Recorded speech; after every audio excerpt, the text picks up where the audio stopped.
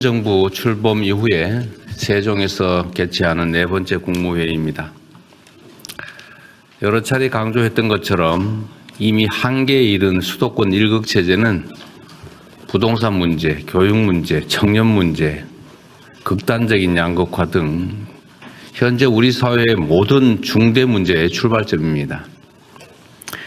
국토균형 발전은 이 같은 대한민국의 고질병을 고치고 전국이 고르게 성장 기회를 누리는 모두의 성장 시대를 여는 핵심 열쇠입니다. 특히 세종특별시는 대한민국의 균형 발전을 위한 역사적 결단이 탄생시킨 도시입니다. 더군다나 올해는 행정중심 복합도시라는 이름으로 출발했던 이곳이 세종이라는 공식 명칭을 얻게 된 지 20년이 되는 해입니다. 국토균형 발전을 상징하는 세종이 명실상부한 국정의 중심축으로 확고하게 자리 잡을 수 있도록 국가 중추 기능의 안정적 이전에 힘을 모아야 되겠습니다. 대통령 세종 집무실과 국회 세종의사당 건립에 속도를 내고 관련 인프라 정비 또한 차질 없이 진행해 주시기 바랍니다. 우리 정부 임기 내에 세종 집무실 시대를 열고 마지막 국무회의도 세종 집무실에서 개최한다는 자세로 총력을 다해야 되겠습니다. 행정수도 세종의 실질적이고 최종적인 완성을 위한 법, 제도의 뒷받침도 중단 없이 이어가야 되겠습니다. 국토의 중심인 세종과 충청이 새로운 균형 발전 시대를 이끄는 중심이 될 수 있도록 범정부적으로 최선을 다하겠습니다. 국토 균형 발전이 지속적 성장의 토양이라면 초격차 첨단 산업 육성은 경제 대도약을 위한 씨앗입니다. 이를 위해 우리 정부는 반도체, 인공지능 데이터 센터, 피지컬 AI 등 3대 메가 프로젝트 추진에 국가적 역량을 모으고 있습니다. 어제 이와 관련한 민관 합동 점검 회의를 열었습니다. 정부 수립 이후 최대 프로젝트이다 보니 현실적으로 개선해야 될 부분이 적지 않습니다. 기존의 낡은 관행이나 불필요한 절차들을 과감히 개선 또는 단축하고 조기 투자를 가로막는 장애물을 선제적으로 제거하는 데 전 부처, 전 지방정부가 힘을 모아야겠습니다. 안 되는 이유를 찾지 말고 일이 되는 방법을 찾는 적극적이고 능동적이며 창의적인 행정을 적극 당부합니다. 3대 메가 프로젝트와 함께 우리가 키워갈 미래의 씨앗들을 추가 발굴하는 노력도 계속해야 되겠습니다. SMR, 재생에너지, 양자 컴퓨터, 우주항공, 첨단 바이오 등은 글로벌 미래 산업의 패권을 좌우할 핵심 분야입니다. 이들 분야에 대한 전략적 투자 역시 3대 메가 프로젝트에 버금가는 수준으로 치밀하고 집중적으로 진행해야 되겠습니다. 균형 발전과 초격차 첨단 산업의 과감한 육성을 통해서 국민과 함께 대체불가 대한민국을 만들어 갈 것입니다. 극한 폭염의 기세가 다소 누그러지긴 했는데 여전히 전국적으로 무더위가 계속되고 있습니다. 10일 기준으로 사망자가 28명이고 누적 온열 질환자가 3,237명이라고 합니다. 긴장의 끈을 놓지 말고 국민의 생명과 안전을 지키는데 최선을 다해야겠습니다. 초유의 폭염과 폭우, 한파가 일상화되는 이런 기후 재난 시대를 맞이해서 사회 전반의 시스템 개선 노력도 필요하겠습니다. 특히 근거 규정이 미비하거나 담당 주체가 불분명한 주거 대책 때문에 보호의 사각지대에 놓인 국민들이 많이 계십니다. 기후재난 관점에서 최저 주거 기준의 개정을 적극 검토하고 고시원과 비닐하우스, 판잣집 같은 주택 이외 거처에 대한 개선 작업도 서두를 필요가 있습니다. 정책이 국민이 처한 상황을 따라가야지 거꾸로 국민의 삶을 기성제도에 억지로 꽤 맞추는 그런 우를 범해서는 안 되겠습니다. 공직자 여러분들께 기존 사회안전망 체계에 혹여 공백이나 부족함이 없는지 늘 부지런히 점검하고 어려운 국민의 삶을 세심하게 살피는 진정한 공복의 자세를 당부드립니다.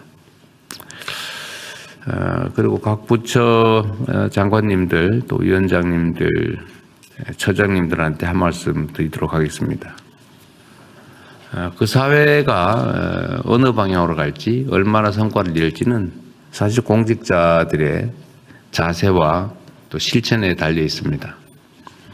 그리고 이 공직사회 규모가 워낙 크다 보니까 대다수는 열심히 일을 합니다. 열심히 일하고 충직하게 국민을 위해서 봉사를 하는데 그중에 일부는 또 주어진 권한을 악용해서 사적 이익을 추구하거나 해야 될 일을 또 제대로 하지 않는 경우가 있습니다.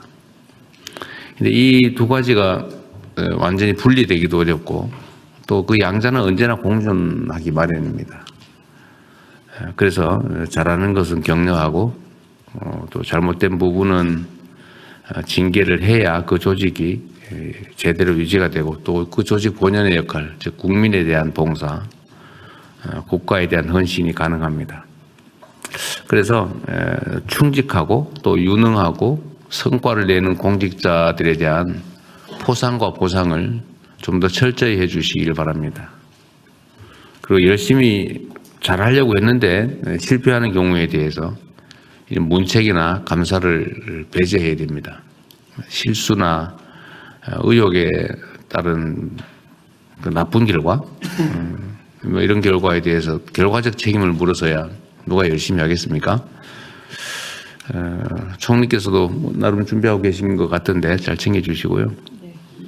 또 한편으로는 그 중에 일부, 아주 극히 일부에 해당됩니다만 무책임하거나 또 무능하거나 부조리, 부정부패 행위를 하는 경우에 대해서는 엄정한 문책이 반드시 병행되어야 됩니다. 그래서 옥석을 가려줄 수 있어야 되는 거죠.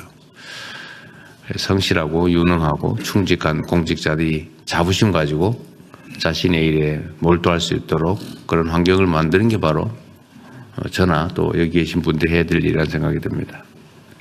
이상입니다. 이후 회의는 국무총리께서 진행해 주시겠습니다. 네, 이후 순서 진행하겠습니다. 먼저 부처보고 있겠습니다. 첫 번째로 중동전쟁 관련 비상 국정운영 및 대응 현황에 관해서 재정경제부 장관께서 보고하시겠습니다. 예, 재경부 장관입니다. 지금 현재 중동 상황은 호르무즈 해협의 재개방 협상의 어떤 불확실성, 그리고 후티 반군이 사우디 정유 시설이나 유조선 공격 등으로 국제 유가가 80불대를 변동성을 시현하고 있습니다. 오늘 아침 기준으로 브렌트유가 87불대로 보이고 있고, 그다음에 WTI는 82불대를 보이고 있습니다. 환율은 수급 개선 등으로 1,410원대로 해서 오늘 아침에는 1,418원 수준에서 지금 움직임을 보이고 있습니다. 금리는 3.7%대로 증락을 하고 있습니다. 주가는 여전히 등락 중이지만 최근 외신인 블룸버그에서는 변동성이 다소 완화되고 있다는 평가를 한 바가 있습니다. 6월 경상수지는 큰 폭의 상품 수지 흑자와 여행수지 2개월 연속 흑자 등으로 역대 최대 흑자인 497억 불을 시현해서 금년 상반기 중에는 1910억 불의 흑자를 보였습니다. 7월 물가는 3개월 만에 2%로 둔화되었습니다만 8월은 지난해 통신요금 일시 할인 등에 따른 기저효과, 폭염 등으로 인해서 상방 압력이 상존하는 상황입니다. 앞으로 정부는 공급망 등 리스크 관리, 물가, 고용 등 민생 부담 경감에 최선의 노력을 다하겠습니다. 석유 공급망에 있어서는 대체 물량 도입을 촉진하고 비축유 수압을 8월 중에 재가동 할 예정으로 있습니다. 그리고 국제 공동 비축을 확대하고 비축 물량을 조기 입고하고 또 그동안에 조치해온 수급 안정화 노력은 연장하는 등 총력 대응하겠습니다. 물가는 여름철 폭염 등에 따라서 상방 압력이 높은 상황입니다만 이를 최소화하기 위해서 범부처 물가 안정 노력을 강화하겠습니다. 채소, 과일 등의 가격은 전반적으로 전년 대비 양호한 수준입니다만 폭염, 가뭄 등에 따른 상방 요인이 있기 때문에 특별 관리 기관을 운영해서 수급 안전에 최선의 만전을 기하도록 하겠습니다. 특히 휴가철 장바구니 물가 부담 완화를 위해서 라면, 적석식품, 빙과류 등 가공식품을 3,838개 품목에 대해서는 최대 57% 할인 등을 통해서 이 가공식품의 물가 안정을 이루도록 하겠습니다. 고용에 있어서는 전체 고용 관리도 하겠습니다만 고용 부진 업종별로 제조, 건설 등 업종별로 대응 과제를 적극 발굴해서 개선하도록 하겠습니다. 모두의 창업 프로젝트는 1차로 5,000명을 선발해서 지금 운영 중에 있습니다. 8월에서 11월까지 순차적으로 해서 최종 금년 말까지는 200명의 우선 후보자를 선발해서 지원토록 하겠습니다. 2차도 8월 중에 공고해서 1만 명을 해서 지속적으로 모두의 창업을 통한 또 경제 성장 또는 일자리 창출을 하도록 하겠습니다. 금융은 단일 종목 레버리지 상품의 보완 대책 추진 등으로 최근에 거래 규모가 많이 축소되었습니다. 전체적으로 자본시장의 변동성 완화를 위해서 가능한 정책적 노력을 다 기울이도록 하겠습니다. 이상 보고를 마치겠습니다.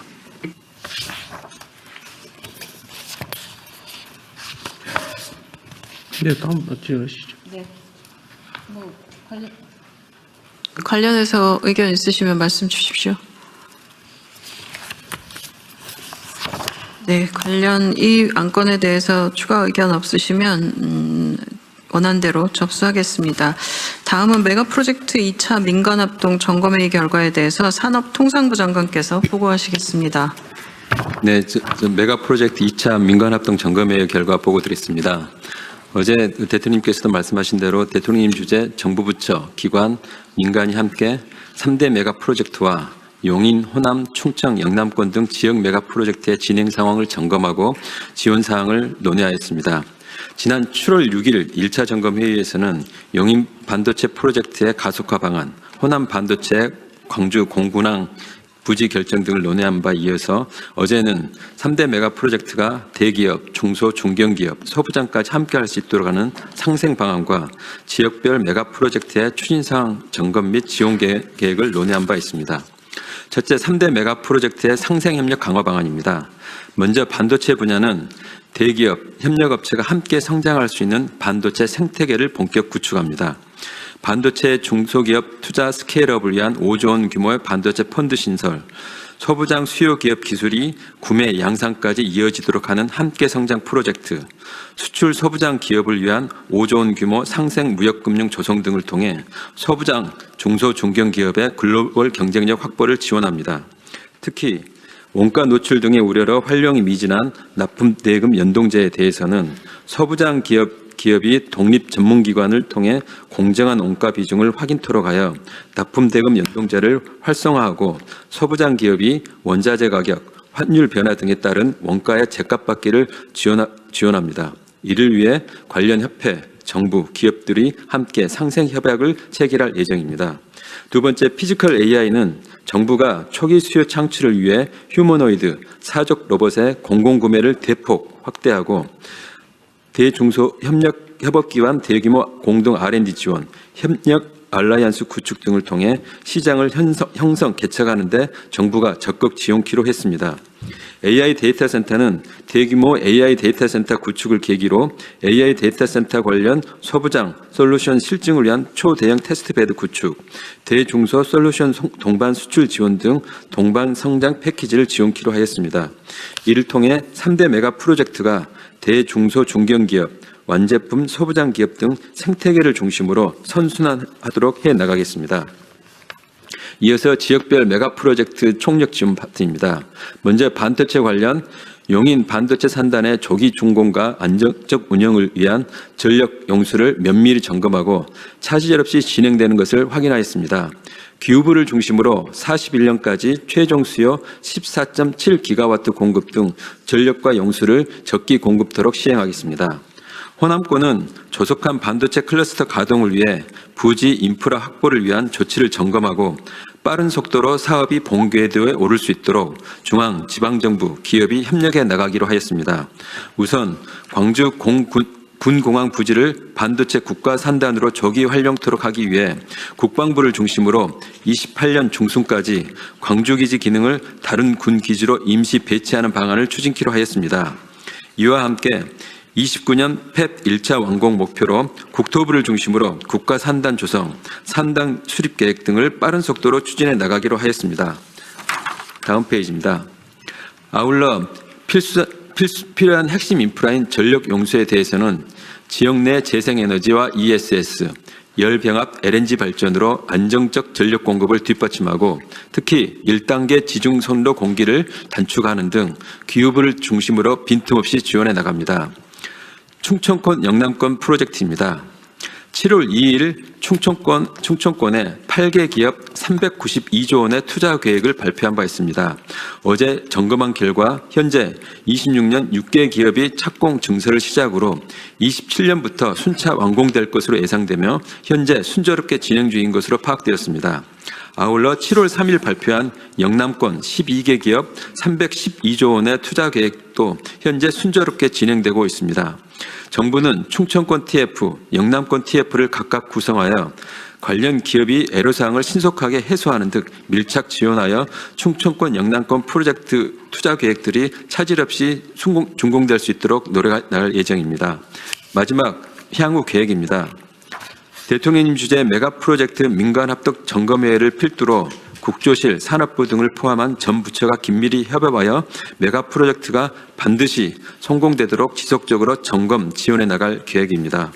아울러 메가 특구 특별법을 중심으로 메가 프로젝트에 필요한 주요 법령 재개정을 속도감 있게 추진하고 특히 가능한 경우 시행령 등 하위 법령을 최대한 활용해 나가기로 하였습니다. 이상 발표를 마치겠습니다. 관련해서 의견 있으시면 말씀 주십시오. 어제 회의를 진행하면서 이제 토론하고 저는 느꼈던 부분들이 아까 대통령께서도 말씀하셨지만 우리가 일하는 방식이 바뀐다는 것들이 있었는데요. 그 중에도 굉장히 좀 인상적인 건 우리가 새롭게 설계를 해가면서 대중소 기업 간의 협력 체계를 새롭게 설계하는 기회가 왔다. 굉장히 중요한 기회라고 생각이 되고 산업부 장관 말씀하신 납품대금 연동제라든지 생태계를 구성할 때 있어서 각 부처들이 어떻게 협업하셔야 되는지 굉장히 중요하다는 생각이 듭니다. 또 한 가지는 부처 간의 협업의 체계가 굉장히 바뀌어야 한다는 겁니다. 그래서 칸막이라는 말씀 굉장히 많이 하시는데 최근처럼 장관들이 모여서 많은 토론을 하고 서로의 다른 의견들을 논의하고 그 과정을 통해 합을 만들어가는 그런 과정들이 새롭게 일하는 방식의 변화라는 생각이 듭니다. 그리고 중앙정부와 지방정부가 이렇게 동등한 상황 속에서 어떤 것을 요구하고 강력하게 이것에 대한 요구들을 조정해가는 것도 저는 새롭게 보이는 부분이라 봅니다. 이 세 가지 부분에 있어서 우리가 어떻게 잘 해나갈 것인가라는 것은 굉장히 도전적인 부분인데요. 그것도 정해진 시간들이 있고 기업과의 또 협업도 있고 이 부분에서 빠른 속도와 함께 세밀하게 만져가는 세심한 부분도 필요하다는 생각이 들어서 모든 부처가 여기 써있는 이름의 부처뿐만 아니라 모든 부처가 세심하게 한 번 더 보시고 관련해서 협업의 체계를 만들어야 된다는 걸 다시 한번 강조드리고 싶었습니다. 네, 관련해서 추가 의견 없으시면 원안대로 접수하겠습니다. 다음은 범정부 자살 예방 대책 관련해서 중에서 고립 위기가구 및 돌봄 간병 부담 관련 안건에 대해서 보건복지부 장관께서 보고하시겠습니다. 네, 보건복지부 장관입니다. 오늘은 9개 분야 중에서 2개 분야에 대한 대책을 보고드리겠습니다. 먼저 고립 위기가구 자살 예방 대책입니다. 경제적 위기로 인한 자살 못지않게 1인 가구 증가 등에 따른 사회적 고립 위기가 확산되고 있습니다. 고립 위기 가구의 경제, 관계, 심리 문제가 심화되지 않도록 위기 신호를 조기에 포착하고 저소득층에 대한 경제적 지원을 강화하고 사회적 고립을 예방하기 위한 연결 및 서비스가 필요합니다. 관계 부처와 함께 고립 위기 가구의 삶을 포기하지 않는 복지 체계를 구축하겠습니다. 자살 고위험군의 복지 지원을 확대하고 복지 사각지대 지원율을 30년까지 70%로 높이고 사회적 고립도는 27%로 낮추는 것을 목표로 분야별 과제를 추진하겠습니다. 세부 계획을 말씀드리겠습니다. 첫째, 구독사 위기 대응 시스템에 자해, 자살 시도 등 위기 정보의 가중치를 적용하여 자살 위험자를 우선 선별하겠습니다. 복지 사각지대 발굴 시스템에는 자살 관련성이 큰 과다 채무, 불법 사금융 피해 등 금융 위기 정보의 연계를 확대하고 심각한 금융 위기 가구의 복지를 연계할 수 있도록 금융 관계 기관과 지방 정부 간 긴급 의뢰 체계를 확대하겠습니다. 읍면동 복지 담당 인력을 단계적으로 증원하고 방문 상담 시에는 생활 물품 세트를 지원해서 위기 가구에 대한 접근성을 높이겠습니다. 경비원 등 생활 현장 주민이 고위험군 발굴에 참여하도록 민간의 인적 안전망도 강화하겠습니다. 둘째, 저소득층 자살 예방을 위한 경제적 지원입니다. 기존의 사회보장 제도와 더불어서 긴급복지는 자살 고위험군이면 현장 확인을 생략해서 신속하게 지원하고 읍면동 재량으로 소액의 긴급 생계비를 우선 지원할 수 있도록 하겠습니다. 최저생활 보장을 위해 80여 개 복지 사업의 기준으로 활용되고 있는 기준 중위 소득을 내년에는 6.7%로 인상하는 것으로 결정하였습니다. 생계급여, 의료급여, 부양 의무자 기준도 개선해서 경제위기 사각지대를 줄이겠습니다. 과도한 채무로 인한 자살 방지를 위해서 채무조정 상담 등 연계를 하는 종합적인 지원을 강화하겠습니다. 주거급여를 인상하고 쪽방, 고시원 등 취약계층과 사망, 화재 등 긴급 상황 시에 임대주택 등 주거를 지원하겠습니다. 셋째, 고립 예방을 위해 사회적 연결과 서비스를 강화하겠습니다. 생애 주기별 특성을 고려해 고립을 예방하고자 합니다. 고립 은둔 청년에게는 맞춤형 프로그램을 제공하는 청년미래센터를 9월에 4개 시도에서 전국 시도로 확대해서 공동생활, 일상회복, 관계회복 등 맞춤형 프로그램을 제공하겠습니다. 고독사의 비중이 높은 중장년에게는 사회적 관계 개선, 건강관리 등 맞춤형 서비스를 지원하고 가상 출퇴근 등 일상회복을 할 수 있는 특화 사업을 개발하겠습니다. 취약 노인을 두텁게 보호할 수 있도록 기초연금을 하우상박으로 개편하고 노인 일자리도 확대하겠습니다. 통합돌봄 지원과 함께 응급호출 장비 보급도 확대하겠습니다. 다음으로는 가족 특성에 맞춘 지원입니다. 외로움과 가사활동에 어려움을 겪는 1인 가구에 대해서는 관계, 돌봄, 소비 등 생활 영역별 역량 강화를 지원하겠습니다. 한부모 가족에 대해서는 긴급 심리 상담을 우선 지원하고 다문화 가족의 적응 지원을 위한 자조 활동과 함께 자녀 교육, 언어, 법률 등 원스톱으로 지원하겠습니다. 북향민에 대해서는 8월까지 위기가구 실태조사를 통해 자살 고위험군을 집중 관리하겠습니다. 고령화되고 있는 국가유공자는 AI 안부 확인 서비스도 확대하고 식사지원 연계, 건강문화 등 보훈회관 프로그램을 도입하겠습니다. 넷째, 자살 예방을 위한 대응 기반을 구축하겠습니다. 현재는 개별적으로 운영되고 있는 발굴 시스템에 산재된 위기 정보를 위론화하고 대상자별로 위기 정보를 DB화한 위기가구 통합 발굴 플랫폼을 구축하고자 합니다. 지방 정부별로 자살 예방관을 지정하고 국가 자살 대응실을 운영하겠습니다. 끝으로 범정부 차원의 사회적 고립 대응 체계를 구축하기 위해서 전담 차관을 지정하고 고독사 예방법을 사회적 고립 예방법으로 확대 개정하고 범정부 협업 로드맵을 마치겠습니다. 이어서 돌봄 간병 부담 자살 예방 대책을 보고드리겠습니다. 중증 질환, 중증 장애가 있는 가족을 돌보던 중 가족이 자살하는 사례가 반복되고 있습니다.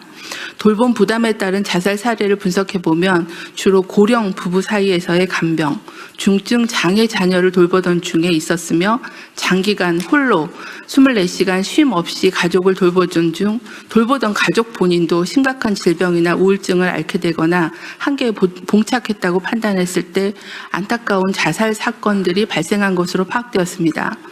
그간 지역사회 통합돌봄 전국 시행, 발달장애인 통합돌봄 등 공적 돌봄 체계를 지속 확대해 왔으나 여전히 가족이 주 돌봄자일 수밖에 없는 환경에서 특히 나홀로 돌봄 중에 있는 가족에 대한 지원은 한계가 있었습니다. 돌봄 부담이 가족 자살로 이어지는 고리를 끊어내기 위해서 관계부처와 함께 돌보는 가족의 건강한 삶과 생명을 지키는 국가를 실현하겠습니다.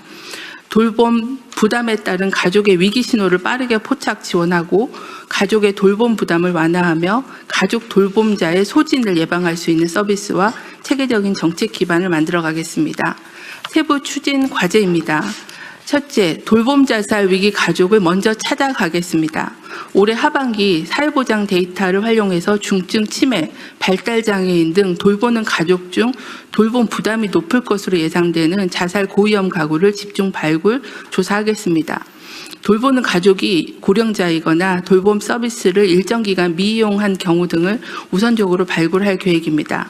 이렇게 발굴된 고위험 가구에는 긴급 돌봄 서비스를 지원해서 돌봄 부담을 줄이고 정신건강 전문 상담도 연계하겠습니다. 가족 돌봄 청년에 대해서는 일상 돌봄 서비스를 지원하고 장기 요양 시설 급여를 지원하겠습니다. 이와 더불어 가족들이 겪고 있는 복합적인 위기 해소를 위해서 통합적으로 사례 관리를 하고 통합 돌봄 서비스를 우선적으로 연계하겠습니다. 돌봄의 시작 단계부터 가족 돌봄 부담 정도를 파악하고 자살 위험 신호를 조기에 포착하겠습니다. 장기 요양 신청 또는 장애 등록 시에 가족 돌봄 환경도 함께 조사하고 발달장애인 지원센터 등에서도 우울 선별 검사를 통해 고위험군에게 정신건강복지센터에서의 전문적인 상담을 연계 지원하겠습니다. 둘째, 가족의 돌봄 부담을 더욱 완화하겠습니다. 중증 장기 요양 수급자의 방문 요양 지원을 지속적으로 확대하고 방문 재활, 방문 영양, 병원 동행 등 신규 서비스 개발 등을 통해서 다양한 재가 서비스를 확대하겠습니다. 심한 도전 행동으로 가족의 부담이 큰 체중증 발달 장애인을 위한 맞춤형 1:1 돌봄, 24시간 긴급 돌봄 서비스도 확대하겠습니다. 농어촌 등 인프라가 취약한 인구 감소 지역에서도 돌봄이 원활히 제공될 수 있도록 기반을 강화하겠습니다. 현재 돌봄 서비스 수요 공급 현황에 대한 실태 분석을 하고 있습니다. 이를 토대로 서비스 취약지에 대해서는 공공 인프라를 통한 서비스 제공 기반을 강화하겠습니다. 농어촌 어르신을 위해 주민 조직 등 지역 자원을 활용한 돌봄 서비스도 지속 지원하겠습니다. 치매나 발달장애처럼 고난도의 돌봄이 필요한 경우 이를 처음으로 접하는 가족에게 단계별 돌봄 정보와 경험을 전수하고 상담과 교육도 더 강화하겠습니다. 셋째, 가족 돌봄자가 지치지 않게끔 돕겠습니다. 중증 치매 수급자 가족이 휴식을 통해 회복할 수 있도록 단기 보호, 종일 방문 요양을 제공하는 가족 휴가제 이용을 활성화하겠습니다. 또한 발달장애인의 가족 휴식 지원 대상도 확대하겠습니다. 가족의 돌봄 간병 때문에 실직하지 않도록 가족 돌봄 휴가, 휴직제도 사용 대상을 확대하는 등 제도 개선을 하겠습니다. 간병비 등으로 경제적 어려움을 겪는 가족을 위해 내년 상반기부터 요양병원 간병급여를 도입하고 긴급복지 생계지원금을 인상하고 가족돌봄 청년의 자기돌봄비 지원도 개선하겠습니다. 마지막으로 정책 기반을 만들겠습니다. 가족 돌봄자에 대한 실태조사와 함께 돌봄 간병 부담을 자살 원인으로 분류 분석해서 기초 자료를 구축하겠습니다. 또한 다양한 돌봄 특성을 고려한 돌봄 위기가구 등을 통합적으로 발굴하는 위기가구 통합 발굴 플랫폼을 구축하겠습니다. 정부는 돌봄, 간병으로부터 국민의 생명을 지키기 위해 최선을 다하겠습니다. 이상 보고를 마치겠습니다. 지금 이게 자살 관련된 대책은 부처별로 따로따로 지금 순차적으로 보고하고 있는 건가요? 네, 지금 9개의 대책을 마련을 했고 그걸 각 부처별로 그 주되게 하는 영역들을 9개의 단위로 지금 해서 계속 좀 보고 있습니다. 네. 어쨌든 그 계속 보기로 하고요. 일단은 이게 지금 자살 원인은 뭐 아주 다양할 텐데 그 마지막 단계는 거의 어쨌든 정신질환으로 네. 우울증으로 이환되는 경우가 많을 것 같고, 근데 그 원인이 이제 사는 게 고통스럽고 또 외롭고 힘들어서 그런 거 아니겠어요? 근데 네. 결국은 사는 것보다 죽는 것보다 사는 게 힘든 상황? 어쨌든 그런 상황 때문일 텐데, 어쨌든 그 여러 원인 중에 하나가 이 빚쟁이, 되게 뭐 보면은 가족 동반 자살 이런 거 얘기할 때 대개는 이제 빚에 쪼들려서 뭐 생계에 뭐 이 문제가 생겨서 이렇게 얘기를 하는데, 자고는 이 빚 문제 여기도 지금 표현도 돼 있기도 한데, 이게 해결할 수 없는 빚에 대한 경각심은 정말 끊임없이 가져야 됩니다. 그러니까 그 금융위도 있을 테고, 금융위가 어디 계세요? 네, 금융위. 그러니까 이 해결할 수 없는 채무는 정리를 하는 게 채권자에게도 채무자에게도 사회에도 다 좋다는 거예요. 자주 말씀드리지만 빚을 지면 뭐 장기를 팔아서라도 갚아야 된다. 이런 주장을 하는 경우도 사실은 있고, 죽을 때까지 갚아야 된다, 자식이라도 갚아야 된다, 이런 고정관념들이 있단 말이에요. 어쨌든 이런 홍보도 좀 할 필요는 있을 것 같아요. 인식 개선을 위한. 그리고 더 중요한 거는 선진국들이 하는 것처럼 시스템에 의해서 갚을 수 없는 부채는 청산을 한다, 세출을 바랄 수 있게 한다라고 하는 것을 끊임없이 현장에서 실현을 좀 해줘야 됩니다. 뭐 열심히 하고 있으신 것 같긴 한데, 여전히 갚을 수 없는 빚 때문에 고통받는 사람들이 많고, 문제는 이 채권자 책임이라고 하는 그런 문제의식도 있지 않습니까? 이게 빚을 져서 못 갚는 게 채무자의 잘못인데 기본적으로, 그러나 그걸 고려하지 못하고 과도하게 돈을 빌려준 채권자 책임도 있다는 게 최근에 일반적인 입장이잖아요. 과거와는 다르게. 그리고 전문적인 대출업자들은 일정 부분의 채무가 이행불능 상태가 될 거다라는 걸 다 감안을 해가지고 그 비용으로 다 사전 처리가 되지 않습니까?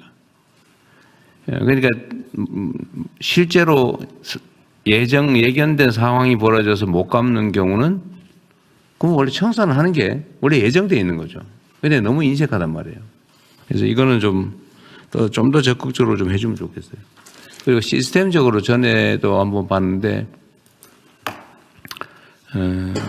뭐 법률구조공단이 이제 이 업무를 또 하고 있는 것 같더라고요. 법률구조 활동으로 채무 청산하는 거, 뭐 신용회복이든 파산 면책이든 이런 거 신청도 대행해 주는 모양인데, 하여튼 그 대행 비용이 또 수백만 원씩 든다고요. 근데 법률구조공단은 그걸 충분히 할 영향이 안 된다고 해서 일단 예산과 인력을 좀 증액해 주기로는 했는데, 그래도 부족할 거란 말이에요. 결국은 신용회복위원회든지 아니면 금융기관 또는 대출기관 스스로 좀 정리를 좀 청산을 좀 해야 된다. 팔지 말고, 뭐 일부 팔 수도 있겠지만 무조건 팔아서 그 추심하는 그 고통을 가하지 않도록 좀 해주면 좋겠습니다. 저희가 그 자살자 심리적인 부검을 해보면 한 54%가 자살할 당시에 부채를 갖고 있다. 절반이 넘어요? 네, 절반이 넘게 그렇게 갖고 있고, 한 78%는 월 소득이 200만 원 미만인 저소득층에서 많이 발생하고 있습니다.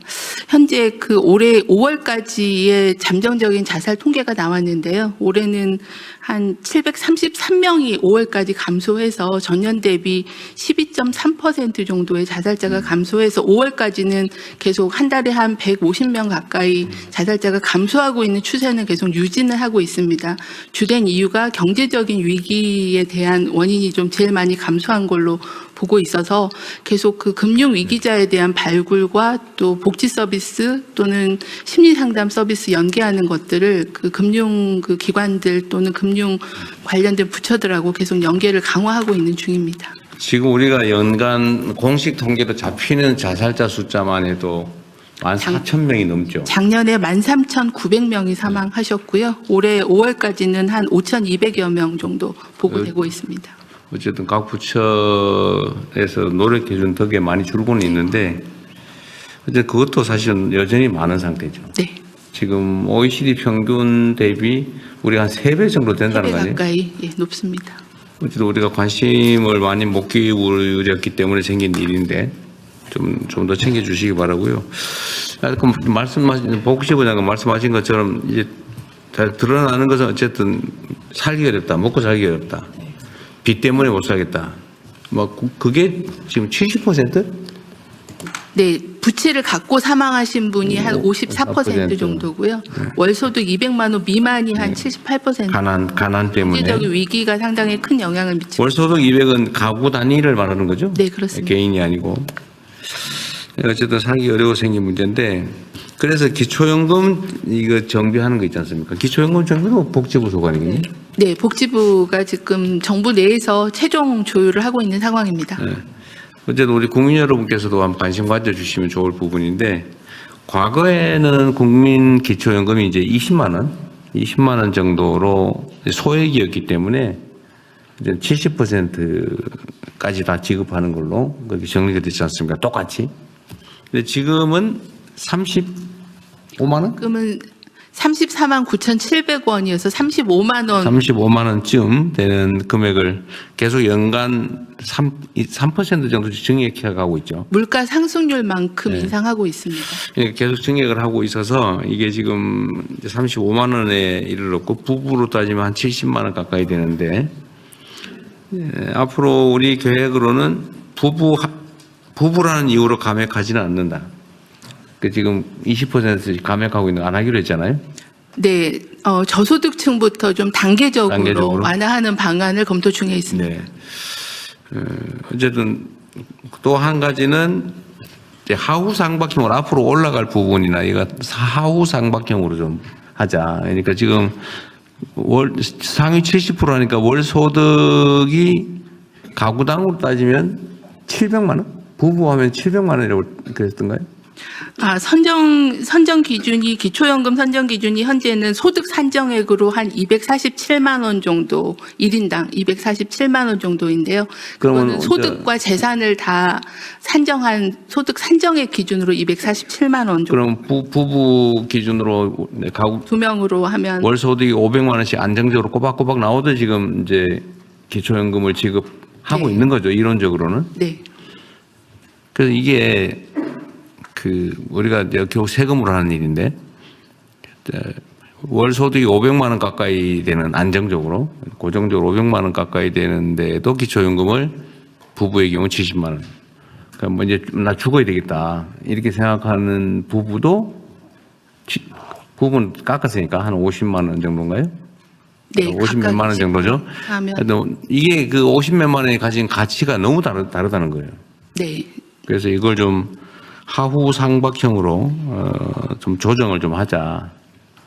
그리고 실제로는 기초연금을 지급해야 되는데 뭐 기준이 좀 이상해 가지고 좀 지원해야 되는데 빠지는 사람도 있고. 네. 뭐 굳이 해야 되나 싶은 경우에도 하는 경우가 있고, 요거 조정을 좀 해야 되는 상황이죠. 예. 그래서 실질적으로 좀 번잡하더라도 세부 기준을 좀 잘 만들어 주기 바랍니다. 네, 방안을 지금 정부 부처 내에서 논의 중에 있고요. 정리되면 또 말씀드리겠습니다. 어쨌든 이게 사망자와 관련해서 이제 나도 자주 말씀드리는데 정부가 하는 일이 뭐 이런저런 여러 역할이 있지만 어쨌든 국민의 생명을 지키는 일 이게 제일 중요하지 않습니까? 근데 사실 생명을 지키거나 안전을 지키는 일이 생색이 별로 안 나긴 해요. 그래서 사실은 이제 무감각해지는 경우가 많은데 지금 목숨을 구하는 일만큼 중요한 게 어디 있겠어요. 근데 우리가 지금 소위 천수를 누리지 못하는 그 경우가 여러 유형이 있잖아요. 제일 많은 게 자살이고, 그 다음에 많은 게 교통사고, 사고사일 것 같아요. 그 다음이 이제 산재, 산업재해. 그다음에 또 뭐가 있을까? 어쨌든 이렇게 해서 사망하는 경우가 연간 2만 명 가까이 되죠. 그래서 이거를 전체적으로 줄여야 되는데, 뭐 산재는 노동부에서 열심히 노력해서 많이 좀 줄긴 줄었죠. 근데 전에 월 100명이랬는데 근데 내가 자살자하고 좀 헷갈렸던 것 같고, 저는 그건 계속 노력해주고. 경찰청 어디 계세요? 아, 청장님. 범죄 피해 사망자 통계는 계속 있겠죠, 당연히? 그게 이제 과실치사 또 있겠고, 고의 살인도 있겠고, 그죠? 그 인원수가 혹시 연간 평균적으로 얼마 정도 됩니까? 그 통계는 제가 지금 기억을 못. 잘 모르겠어요. 별도로 보고를 드리겠습니다. 네. 그거 한번 범죄 유형별로 일단 뭐 사망도 있겠지만, 그러니까 살인도 있겠지만 치사, 그러니까 과실로 인한 경우, 이거 좀 분류를 하고 연간 추세. 지금 이제 다른 사고 원인들은 재난 사고 이런 걸 많이 줄어들고 있잖아요. 행안부 소관인데. 많이 못 줄인 것 같은데 조금씩 줄어들고 조금씩 이게 잘 안 줄어드는 것 같아 보니까. 근데 범죄 피해도 중요하니까 그거 좀 통계를 좀 뽑아주시고, 특히 그래프로 우리 취임한 후에 하고 그 전하고 좀 비교를 좀 해보게. 월별로 좀 분석을 좀 해주세요. 다음에 보고를 한번 해주시기 바랍니다. 지난번에 이제 유형별로 다 정리 좀 해보라고 하셔서 제가 이제 각 그 파트별로 지금 말씀하신 영역들 다 보고는 받았고 지금 정확히 수치는 겨우 못하는데 관련 그래프들도 한번 정비를 해보고요.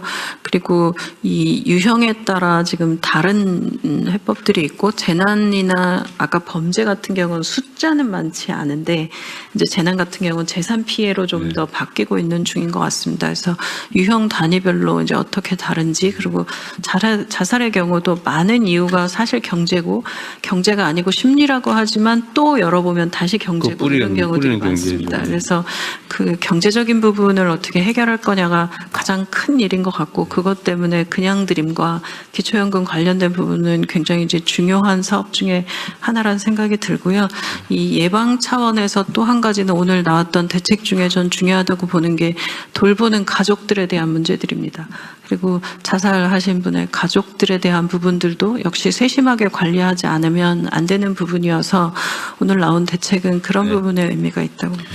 그 범죄 피해는 이제 현황 통계도 중요하고 대책도 좀 수립해 보시고요. 좀 덧붙여서 지금 최근에 하여튼 국민들께서 걱정을 많이 하시는 부분이 이제 수사 문제인데, 어쨌든 경찰에 대해 책임이 많이 이제 커졌지 않습니까? 그래서 이 범죄 피해가 확대되지 않을까, 또는 범죄 피해에 대한 구제, 그 진상 규명, 예를 들어 뭐 범인 체포나 처벌이나 이런 거, 이게 좀 잘 돼야 될 텐데 하는 그런 걱정들을 많이 하시니까, 일반적 범죄 피해에 대한 대응을 어떻게 할지, 국민들의 우려를 어떻게 할지는 저번에 제가 한 말씀 드렸던 것 같긴 한데, 그것도 한번 좀 정리를 좀 해가지고 한번 대책 보고를 한번 해주시기 바랍니다. 적정한 시기에. 대책 마련해서 보고 드리겠습니다. 네, 그러시죠. 국세청에서 보고 드리겠습니다.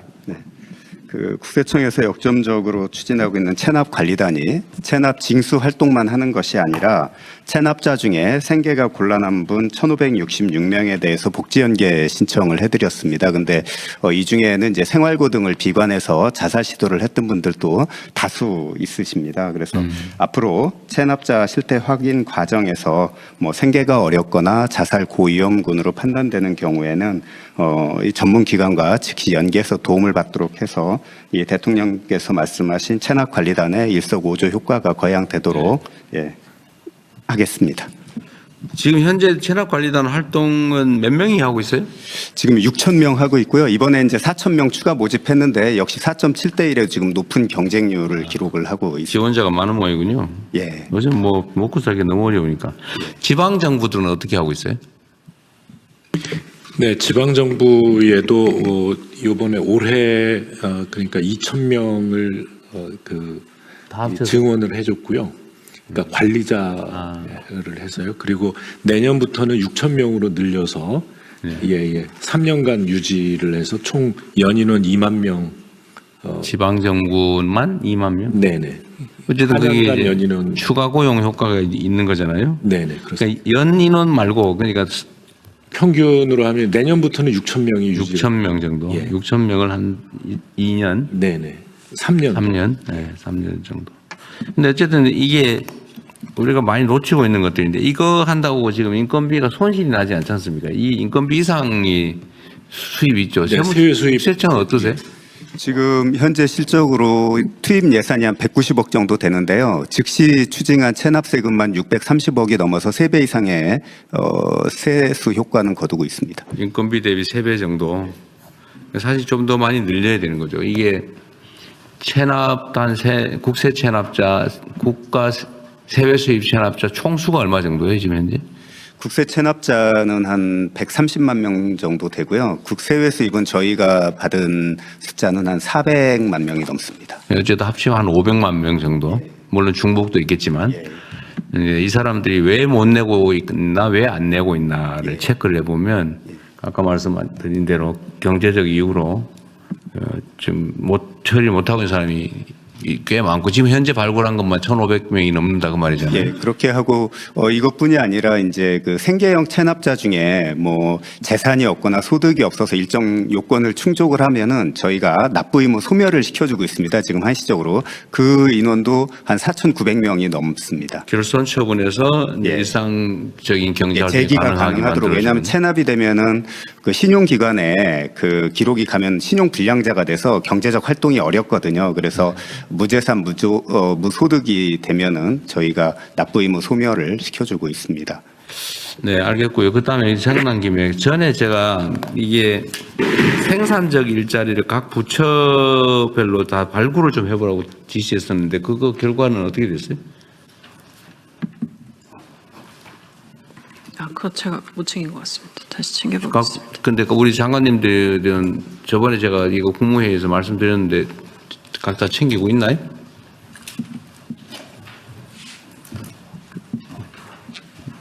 또 다시 한번 점검. 서해수석입니다.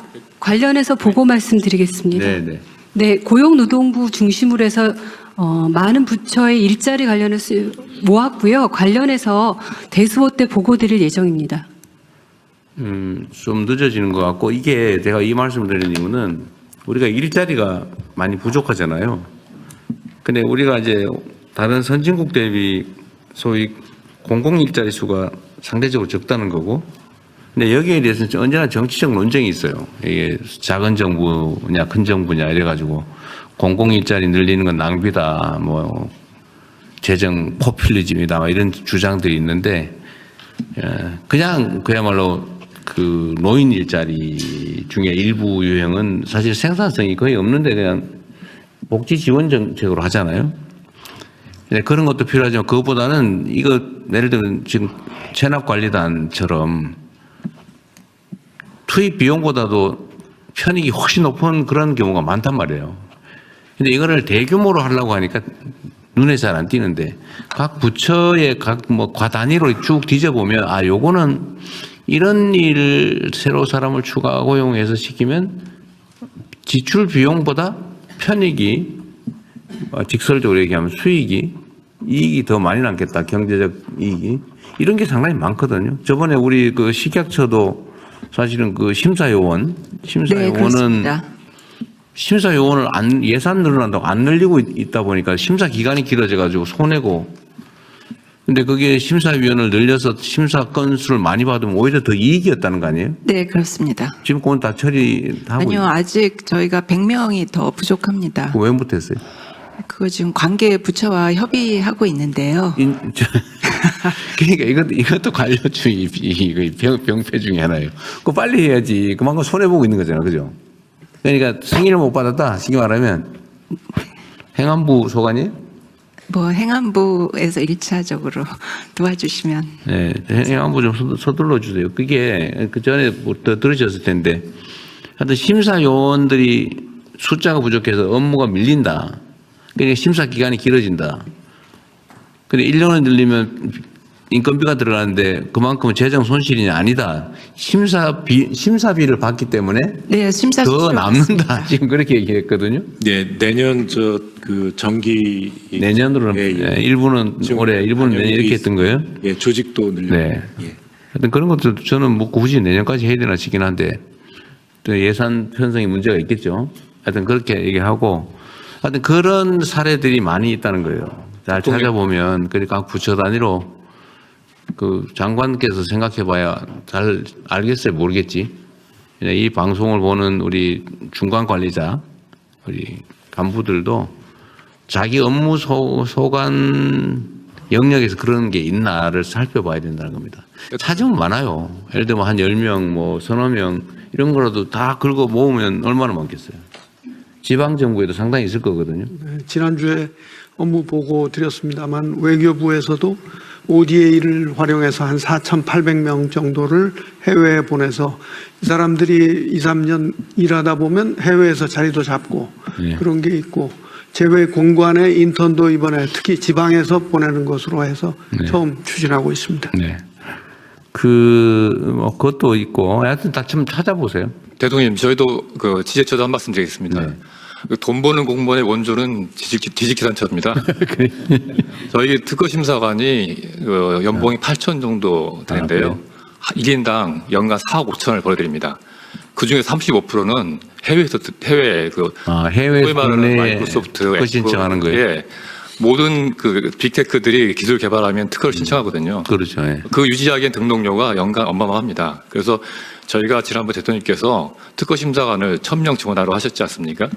특허를 빨리 받으면 우리 기업들 투자도 빨리 받을 수 있고 글로벌 시장 진출할 수 있고 또 돈도 벌고 또 그리고 여러 국가 경쟁도 기술 안보도 확보하는 여러 가지 부수적인 측면이 많이 있습니다. 그리고 이공계 고급 일자리도 창출할 수 있고요. 그래서 이건 뭐 다른 일반적인 공무원보다도 좀 달리 보여야 됩니다. 그래서 하자는 거예요. 어떻게 하자는 거예요?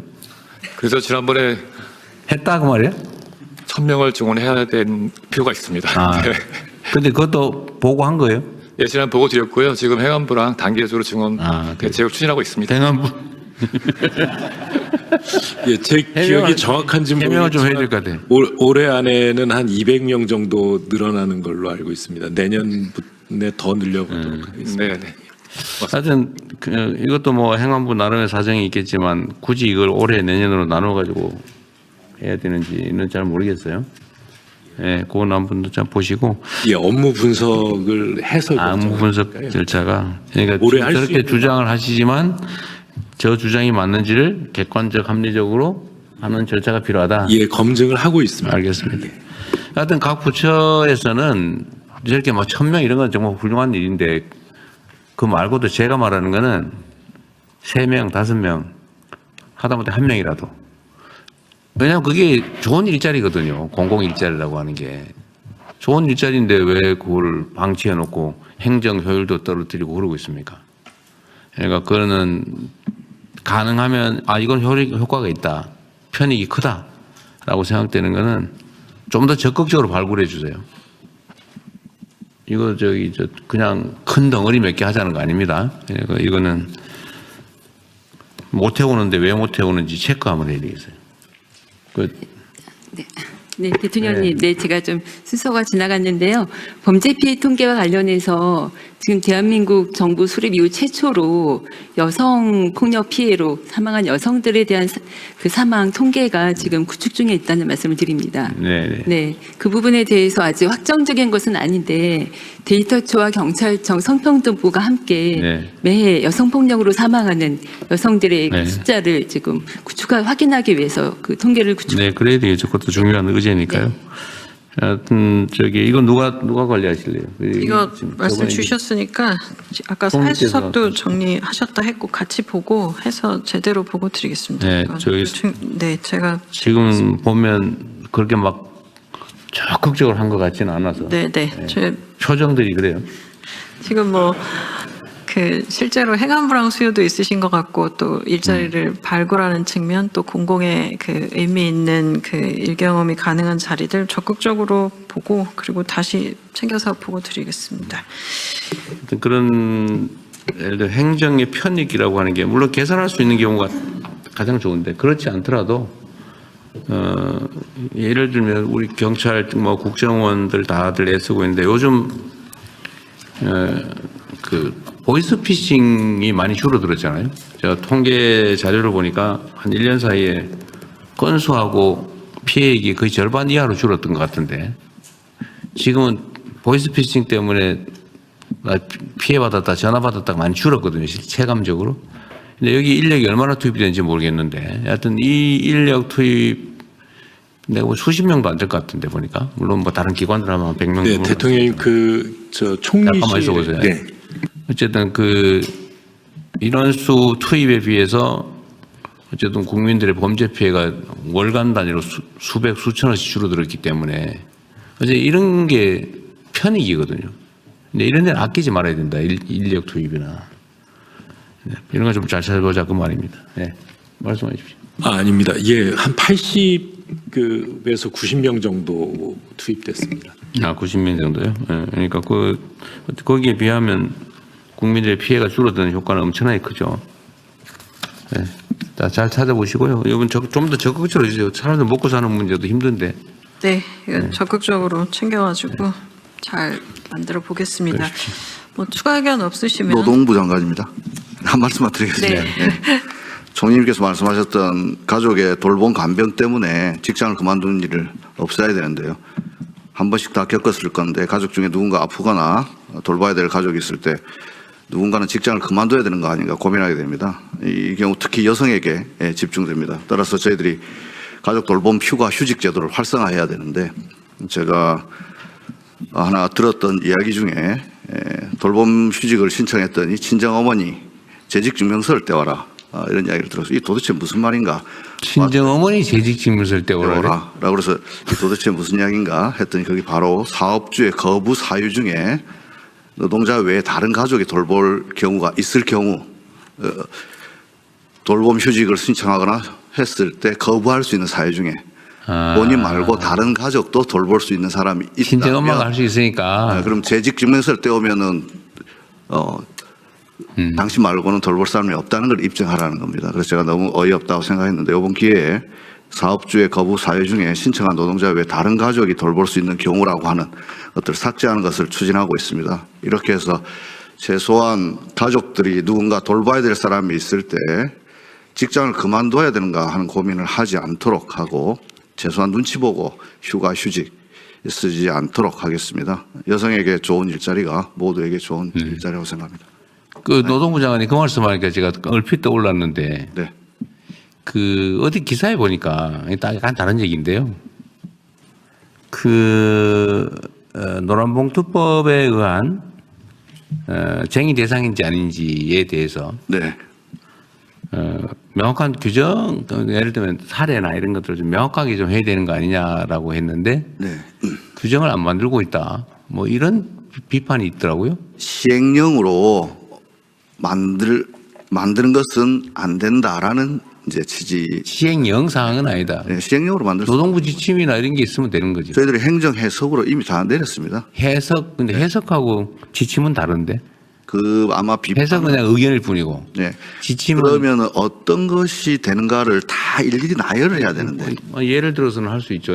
지금 우려하는 게 그거더라고요. 저도 직접 들은 얘기도 있는데. 예를 들면 경영상의 결정 명확한 저번에 얘기했던 예를 들면 어디에다가 우리가 무슨 회사 공장을 만든다. 네. 그런 걸 반대하는 거는 안 된다고 말씀을 그때 하셨는데 네. 그런 걸 명확하게 규정으로 해주면 좋겠다. 계속 그런 주장을 하니 네네. 해석이라고 하니까 그러는 것 같아요. 근데 해석은 다를 수 있잖아요. 저희들이 행정 해석하고 네. 법률이 정한 기준을 제시하는 건 다르죠. 예를 들면 노동부령으로 노동부령으로 이런 경우는 아니다라고 영으로 하는 거하고 이렇게 해석하는 게 맞다는 게 노동부의 의견이다. 이거하고 또 다르죠. 네, 그건 다른 문제입니다. 네. 그러니까 기준을 제시해 명백한 것들은 기준을 좀 명시해달라라는 요구가 있던데 그 나름의 일리가 있는 주장인데 좀 적극적으로 검토해 보세요. 예, 적극 검토하겠습니다. 안 될 이유는 없을 것 같아 보이는데. 법에 아마 위임 규정이 없기 때문에 그런 비판이 있을 수 있는데. 근데 그 제가 전에도 한번 얘기했는데요. 법률의 시행에 필요한 세부 사항을 정하는 것은 헌법이 정한 행정부의 권한이에요. 법률의 위임이 없으면 못하는 게 아니고 법률에 반하지 않는 범위 내에서 그 법의 시행을 위해서 필요한 범위 내에서 할 수 있는 거예요. 근데 그게 예를 들면 권한을 벗어났다 싶으면 무효 판정을 받게 되는 것이고 그게 아니면 다 유효하죠. 그러니까 법에 없으니까 못 정한다 이건 아닙니다. 더 적극적으로 검토해. 네, 좀 그러십시오. 다른 부처들도 마찬가지입니다. 제가 하여튼 너무 국회에다 의존하다 보니 국회 업무과다이기도 하고 뭐 시행령이나 시행규칙이나 뭐 아니 시행지침으로 충분히 할 수 있는 것들을 다 법으로 입법으로 개정을 하려고 그러니까 국회에 막 개정해야 될 법이 막 10,000건이 넘고 그러잖아요. 그건 일이 안 되니까 꼭 필요한 것만 하도록 다른 부처도 마찬가지입니다. 제가 뭐 여러 차례 얘기했는데요. 네. 추가로 다른 의견 없으시면 원안대로 접수하겠습니다. 다음은 대통령 세종 집무실 건립 및 국가 상징구역 조성 현황 계획에 대해서 행정중심 복합도시 건설청장께서 보고하시겠습니다. 네, 대통령 세종 집무실 건립 및 국가 상징구역 조성 현황과 향후 계획을 보고드리겠습니다. 대통령 세종 집무실은 지난 7월 29일 건축 설계 공모 당선자 출품회사와 설계 용역 계약을 체결하고 본격적인 디자인 보완 작업에 착수하였습니다. 앞으로 약 2 내지 3개월간 건축, 문화, 역사 등 각계 전문가로 구성된 특별 자문회의의 밀착 자문을 통해 한국적 미와 품격을 갖춘 디자인을 마련하겠습니다. 아울러 국가건축정책위원회와도 긴밀히 소통하며 의견을 청취하고 국민 의견도 폭넓게 수렴하여 적극 반영하겠습니다. 앞으로 철저한 공정관리로 29년 8월 입주에 만전을 기하겠습니다. 한편 국회 세종의사당은 현재 마스터플랜 구체화 용역이 진행 중이며 29년 착공하여 33년 준공할 계획입니다. 다음은 세종 국가상징구역에 대해서 보고드리겠습니다. 대통령 세종 집무실과 국회 세종의사당이 건립되는 행복도시 중심부 210만 제곱미터를 국가상징구역으로 조성할 계획입니다. 작년 12월 22일 마스터플랜 당선작을 선정한 이후에 현재 도시계획 마련을 위한 구체화 작업을 마무리 중에 있습니다. 국가상징구역은 시민공간과 지원공간으로 구성되며 시민공간은 시민이 중심이라는 컨셉으로 대통령실과 국회 사이에 광장과 다양한 건축 및 조형물 등으로 상징적 공간을 조성할 계획이며 지원 공간은 다양한 편의시설을 조성하여 원활한 정치 행정 활동을 지원토록 할 계획입니다. 앞으로 전문가, 시민, 관계기관 의견 수렴 과정을 거쳐 마스터 플랜을 확정할 계획으로 미국 워싱턴 DC 내셔널몰처럼 입법 및 행정의 중심지이자 대한민국의 대표 공간으로 조성하겠습니다. 이상 보고를 마치겠습니다. 그 조감도라고 그러나? 그건 왜 안 보여주세요? 일부러 안 보여주는 건가? 그 뒤에 있습니다.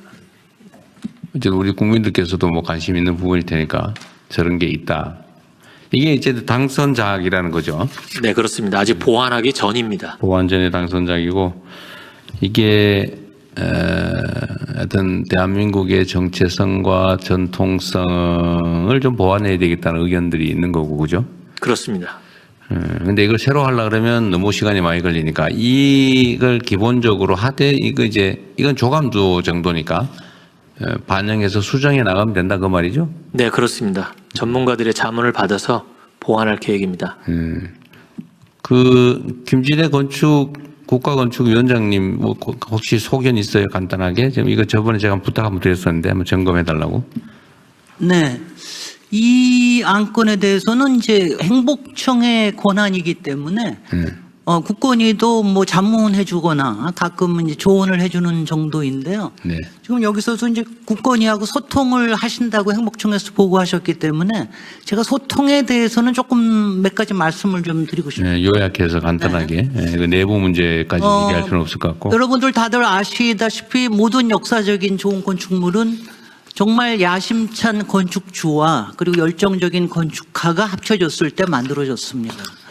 그런데 이제 이번 경우에 발주처가 행복청인데 사실 정확하게 건축주는 청와대와 국민인데 이와 또 건축가와의 소통이 제가 보기에는 이제 국건위에서 판단하기에는 상당히 부족한 것 같습니다. 그래서 저희가 제안 드리고 싶은 거는 첫 번째는 청와대에서 건축가의 직접 보고를 받으시는 과정을 좀 거치시면 좋겠다. 제가 그동안 들어보니까 직접 보고가 없었다고 합니다. 그래서 그 과정을 좀 꼭 거치셨으면 좋겠다.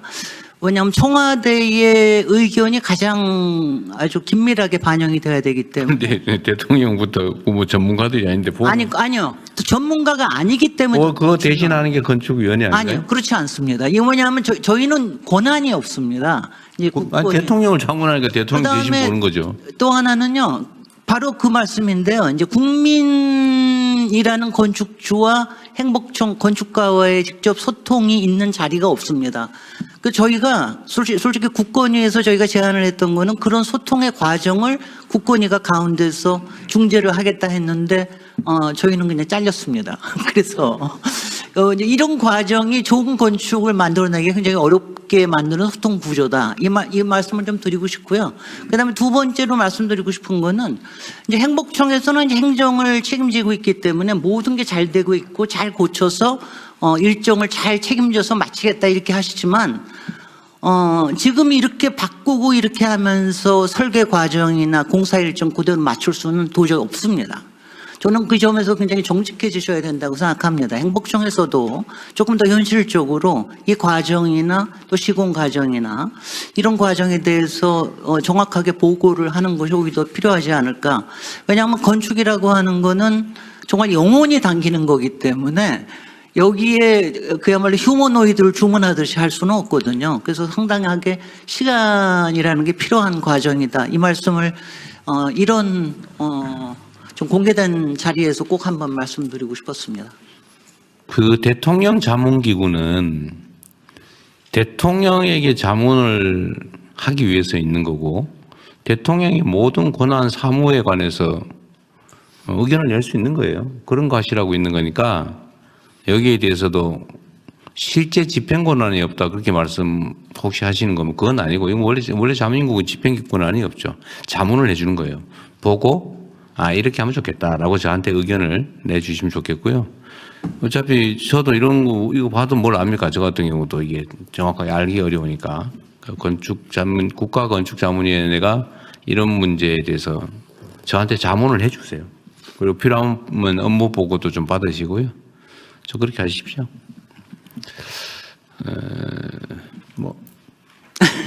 네, 한 가지 말씀드리면은 이미 저 제안을 드렸습니다마는 그것에 대해서 결정을 하는 권한은 행복청이 있기 때문에 그런 과정에서 좀 이렇게 축소되는 부분이 있다라는 그런 부분만 좀 말씀드리겠습니다. 최선을 다하겠습니다. 네, 그러면 추가 의견 없으시면 원안대로 접수하겠습니다. 다음은 부처 협조사항 공유하겠습니다. 먼저 국민 AI 서비스 혁신 추진에 대해서 과학기술정보통신부 장관께서 말씀하시겠습니다. 네, 국민 AI 서비스 혁신 추진 협조 안건 보고 드리겠습니다. 먼저 추진 배경입니다. 그동안 공공 서비스는 주로 외주 개발 방식으로 구축되어 왔으나 기획에서 개발에 이르기까지 통상 2, 3년의 시간이 소요되어 서비스를 신속하게 제공하는 데 한계가 있었습니다. 한편 최근 급격한 AI 기술 발전으로 국민에게 보다 빠르고 쉽고 다양하게 공공 서비스를 구현하고 행정도 효율화할 수 있는 여건이 조성되고 있습니다. 이에 범부처 국민 AI 서비스 혁신 추진단을 신설하여 민간 AI 개발자를 정부 내에 채용하여 AI를 기반으로 국민 서비스와 행정 혁신 속도를 가속화하도록 하겠습니다. 이 추진단은 민간의 혁신성과 공공의 책임성을 결합한 문제 해결형 조직으로 이른바 정부 내 스타트업처럼 운영하겠습니다. 단장도 민간 출신 전문가를 임명하고 전체 인력의 43%가 민간 개발자로 구성하도록 하겠습니다. 아울러 개발 역량을 보유한 공무원인 AI 챔피언도 파견받아서 정부 내 AI 역량을 고도화하고 이노베이션 아카데미 같은 청년 인재 양성 기관과의 협력 프로젝트를 통해서 청년 AI 인재 양성에도 기여하도록 하겠습니다. 현재 국민 생활과 밀접한 분야의 중심으로 프로젝트를 미리 기획하고 발굴하고 있습니다. 청년 지원금을 미리 알려주고 신청까지 대신해주는 서비스, 경제적 위기 상황에 놓인 국민을 선제적으로 발굴하여 지원하는 서비스 등이 우선 개발 대상입니다. 추진단이 출범하면 이런 프로젝트를 본격 개발을 할 계획입니다. 본격적으로 이제 추진하게 되면 한 2, 3개월 정도 시간을 가지고 개발을 완료시킬 수 있을 것 같습니다. 추진단의 프로젝트가 성공하기 위해서 관계 부처의 적극적인 협력이 필요합니다. 각 부처에서는 추진단과 함께 AI 서비스 개발 수요를 공동으로 발굴하고 제안해 주시길 부탁드리겠습니다. 그리고 또 중요한 부분인데요. 각 기관의 데이터를 우리 그 AI 에이전트가 접근하고 활용할 수 있도록 API와 MCP 개방 연계에도 적극적으로 협력해 주실 것을 요청드립니다. 그동안 이제 조직 정원 확보에 힘써주신 우리 행안부 장관님께 감사드리고 또 우리 예산 편성에 힘써주신 기획처 장관님께도 감사의 말씀드립니다. 감사합니다. 적극적으로 더 도와주십시오. 아니 이거를 이 개발자들을 채용해서 고용하겠다는 거예요? 맞습니다. 민간 개발자를 41% 정도 저희가 채용을 하고 총 우리 AI 챔피언까지 포함해서 70% 정도의 개발자들을 구성하고자 합니다. 나 개념이 약간 이해가 안 되는데. 전문 임기제 형태로 채용을 하는 것입니다. 임기제로? 예, 좀 보충해서 설명을 드리면은요. 지금은 계획을 확정하고 예산을 확보해서 그 업체를 선정한 뒤에 이 발주를 해서 거기서 이제 그 프로그램이나 시스템을 개발해서 납품을 받는 형식으로 운영을 해왔습니다. 그런데 이게 이제 시간이 많이 걸리고 예산 수립을 하는데 1년 이상의 단년도 예산이니까 지금 수요가 나와도 내년에 할 수밖에 없거든요. 그래서 이런 부분을 좀 보완해서 빨리 당기기 위해서 개발자들을 직접 고용해서 하겠다고 우리 과기부총리께서 요청을 해서 구성이 되는 겁니다. 잘 모르겠는데 이게 원론적으로 맞는 시스템인가요? 경직되게 고용을 해서 개발을 시킨다? 네. 그러니까 새롭게 이제 시도하는 형태인데요. 근데 사실 법적으로 뭐 전문 임기제 형태로 민간 전문가들을 채용할 수가 있습니다. 아니 법적으로야 뭐 가능한데. 네. 이 원래 이런 첨단 기술 분야 아니면 일종의 창업 아니면 개발 이런 거는 민간에 그 기회를 주고 우리는 플랫폼을 제공하고 그 안에서 어떤 성과에 대해서 보상하고 원래 이렇게 경쟁 체제로 하는 게 일상적인데 지금 현재 행안부에서도 이런 어떤 기업의 요청을 해서 이런 개발들을 좀 하고 계시고요. 근데 이 속도를 조금 더 빠르게 높여보고자 이런 제안을 드렸던 겁니다. 그래요? 지금의 프로세스는 최소 1년 그리고 2년 이상의 시간이 걸립니다. 오히려 이게 더 효율적으로 조기에 성과를 낼 수 있을 것 같다고 보인다. 대형 프로젝트 같은 경우는 이제 외부에 좀 맡겨야 되는데요. 각 부처별로 그렇게 좀 이렇게 간단하게 좀 할 수 있는 일들도 사실 못하는 경우도 많습니다. 그런 일들을 이런 국민 AI 서비스 혁신 추진단에 의뢰해서 좀 빠르게 적용한. 그런데 이게 제가 간헐적으로 보고받는 것 중에 담당 공무원들 중에 이런 데 관심이 있어서 자기 소관 업무 또는 관련 업무에 대한 프로그램을 개발을 해서 아주 크게 성과를 내는 경우들이 몇 번 있었지 않나요? 네네. 지금 각 분야별로 각 그 부처별로 그 AI 관련된 서비스 그러니까 내고 그걸로 인기가 있어서 그 공무원들의 그런 케이스하고 이 케이스는 완전히 반대 같은데 보니까 예를 들면 자기가 담당하는 공직자들이 그 사람들을 불러들여서 아예 채용을 해가지고 공무와 관련된 어떤 프로그램을 만들어 본다고 하는 게 현실성이는 약간 납득이 잘 안 되는데 그 두 가지는 어떻게 비교할 수 있어요? 쉽게 말씀드려서 이제 우리 부처에 있는 직원들이 일부 이런 바이브 코딩을 이용해서 그러니까 부처 내 필요한 AI 개발을 좀 쉽게 좀 요즘 하기도 합니다. 근데 사실 그런 인력들을 좀 키우는데도 좀 시간이 걸리고 그 일도 병행해야 됩니다. 그런 예를 들면 지망자, 예를 들면 소양 있는 사람들을 정부 부처 내에서 일단 한 팀 또 모아서 논의도 해보고 기술적 역량도 강화해서 그런 관련 사업을 해보는 코스도 있을 것 같은데. 네, 그렇게도 해야 되고 그렇게도 좀 그런 인력도 키워야 되고요. 이런 혁신 추진단에서는 그러니까 민간 개발자가 한 41% 수준이라고 말씀드렸습니다. 나머지는 16% 정도는 또 실제 지방 정부에서 지금 말씀드린 그런 바이브 코딩 같은 어떤 경험을 가진 사람들이 이 혁신 추진단으로 파견이 와서 같이 일해보기도 하고 또 이제 우리 공무원들이 또 여기 배정이 됩니다. 그래서 한 30% 정도의 어떤 공무원들이 같이 사실은 이 민간 개발자들은 우리 내부의 어떤 사정들을 잘 모르기 때문에 이런 공무원들과 같이 우리가 필요한 어떤 부처의 일들을 빠르게 추진한다 이런 생각을 이해해 주시면 좋겠습니다. 양자를 결합해서 할 거다 그 말이군요. 네, 민간 개발자를 100% 채우는 게 아닙니다. 41% 정도 채우고 또 우리 공공 서비스 개발을 해본 공무원 개발자들이 있습니다.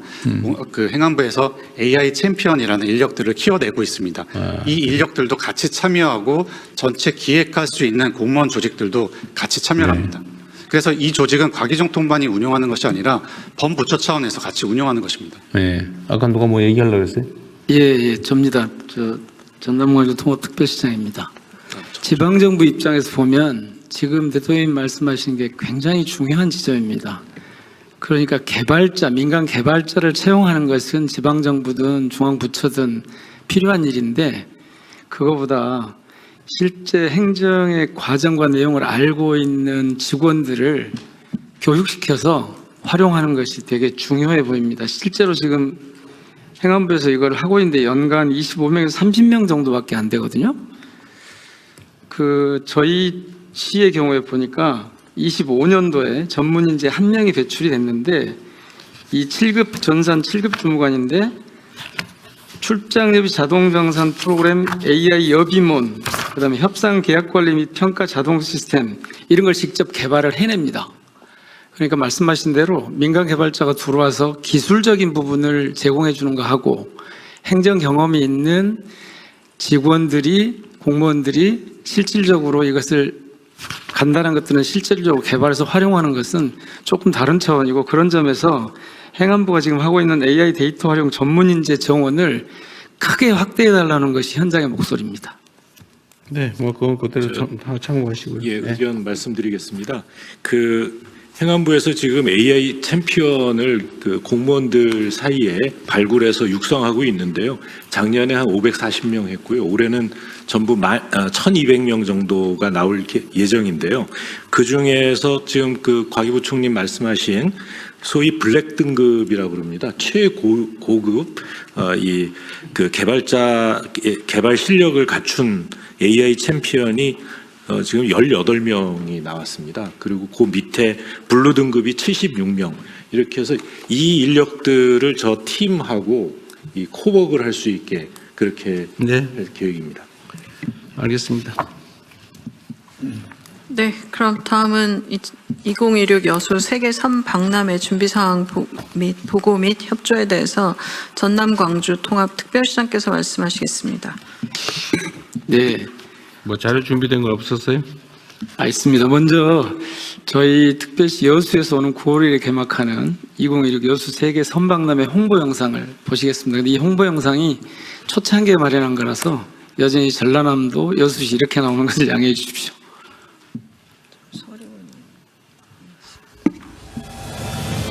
나비반도 여수에서 꿈꾸는 또 하나의 즐거운 상상. 365개의 민들을 푸는 365개의 보석 같은 섬. 별처럼 빛나는 여수의 섬. 변화와 도전을 이야기한다.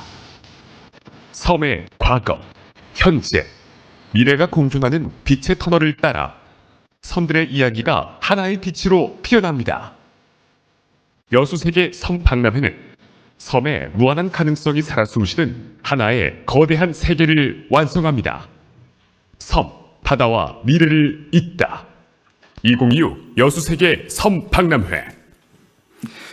네, 2026 여수세계 선박람회는 전남 광주 통합특별시가 출범한 이후에 하는 첫 국제 행사이고 섬을 주제로 한 세계 최초의 박람회입니다.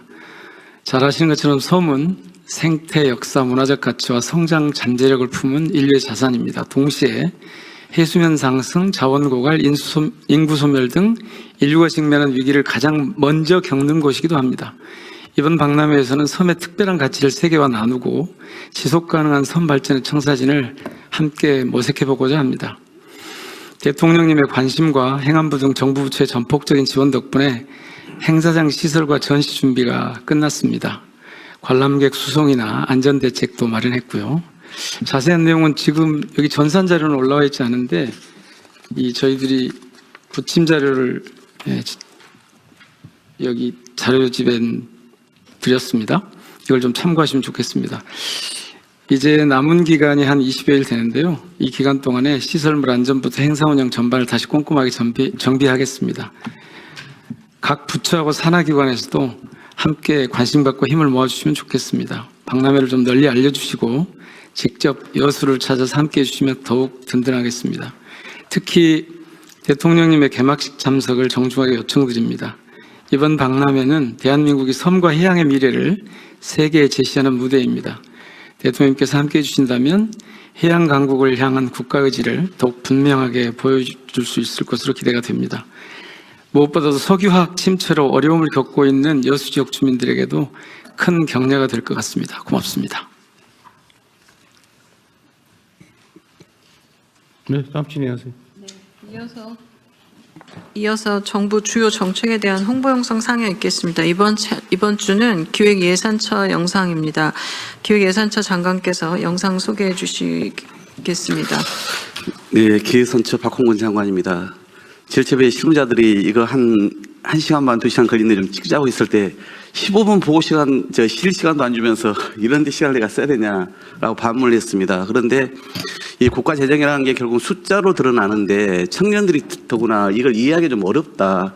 국가 채무라든가 연금 문제라든가 지출 구조적 문제라든가 이런 부분에 대해서 좀 제대로 쉽게 좀 설명하려면 유명 셰프랑 함께 찍으면서 요리와 이 국가 정책 개정을 좀 빗대어서 설명하면 쉽지 않겠냐 해서 제가 어렵게 1시간 반, 2시간 시간을 좀 내서 찍었습니다. 유명 셰프랑 찍었고 그래서 일주일 전에 이제 그 결과를 15분짜리 1편을 공개를 했는데 지금 70만 이제 조회가 나왔고 계속 지금 확산되고 댓글도 많이 달리고 있습니다. 저희 덕분에 기획산처 이 구독자도 좀 늘어가고 있고요. 그래서 오늘 준비를 했습니다. 앞으로도 이렇게 이 뭐 찍먹, 부먹, 그다음에 청년들이 쓰는 그런 용어부터 시작해서 좀 편하게 좀 이렇게 설명을 했더니 아마 더 호응이 있는 게 아닌가 싶습니다. 그래서 앞으로도 이렇게 유명인들과 함께 정책을 보다 쉽게 설명할 수 있는 그런 소재로 더 저희도 활용하겠다는 말씀 드리면서 영상을 함께 봐주시면 되겠습니다. 제가 칼질을 많이 합니다. 예산 관련해서 아까 말씀드린 것처럼 칼을 드리도록 하겠습니다. 네, 드디어 저도 칼을 잡아보는군요. 요리를 할 때 레시피를 뭔가 새로 더 건강하고 맛있게 만든 건 좀 어려움이 있거든요. 최근 논의되고 있는 교보금 개편도 그런 것 같아요. 정확합니다. 지금처럼 계속 AI 시대에 맞춰서 초중고 교육에 대해서는 더 투자하겠다는 겁니다. 새로운 어떤 교육 환경에 대응할 수 있도록 계속 더 투자는 늘려나갈 겁니다. 잘했나요? 이 정도면 되나요? 칼같이 세금을 관리하시는 것처럼 저도 국민연금 가입자잖아요. 저도 국민. 네. 한 30년 뒤에 진짜 연금 받을 수 있는 것이냐. 작년에 연금 개혁을 했습니다. 거기다가 올해 기금 운용 수익률이 상당히 최대입니다. 여기에다가 법을 작년에 바꾸면서 정부가 국가가 책임지겠다라고 아예 법에다가 규정을 했어요. 고갈돼서 연금을 받지 못한 상황을 만들지 않겠다는 게 확고한 것입니다.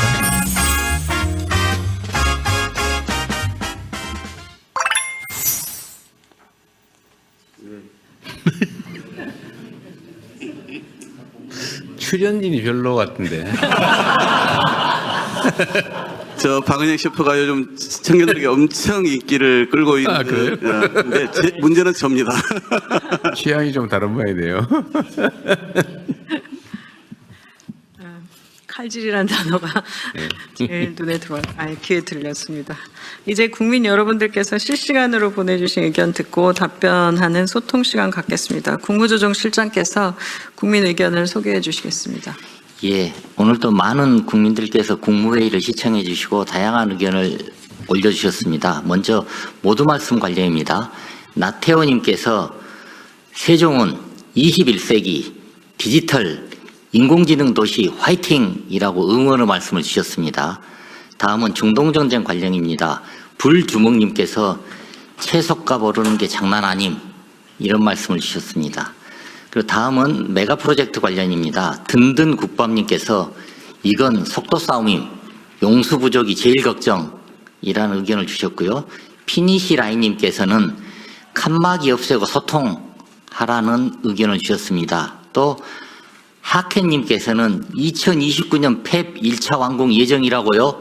대박이네 라고 말씀해 주셨습니다. 그 다음으로 자살 예방 관련입니다. 빅토르 강님께서 돌봄 전문 인력을 키우고 대우를 해줘야 된다 이런 말씀을 주셨고요. 와우님께서는 사망자라서 채무조정을 신청할 수 없다는 카드사, 은행사가 있어요.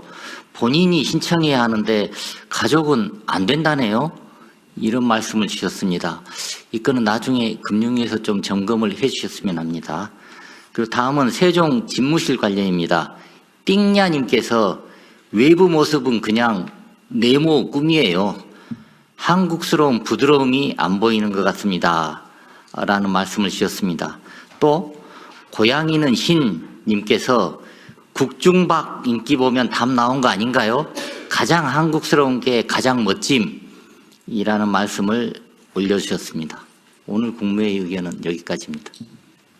네, 제가 코멘트 하나 할게요. 아까 한 분이 소통 얘기를 해주셨는데 최근에 우리 국정 운영 관련해서 이런 지적들이 꽤 나옵니다. 부처 간 엇박자, 부처 간 충돌 이런 의견들이 가끔씩 있더라고요.